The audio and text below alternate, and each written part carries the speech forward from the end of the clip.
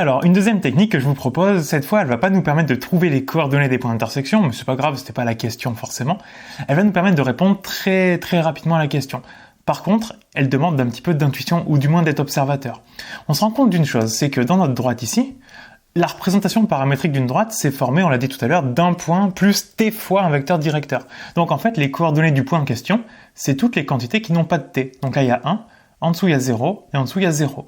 Ce qui veut dire que le point 1, 0, 0, il appartient à la droite D. Ça, c'est évident puisque c'est les coordonnées du point qu'on utilise dans la représentation de la droite.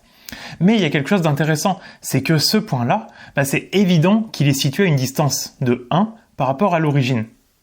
Là, on n'a pas bougé, en fait, on a bougé que sur l'axe des X, on a bougé de 1 unité.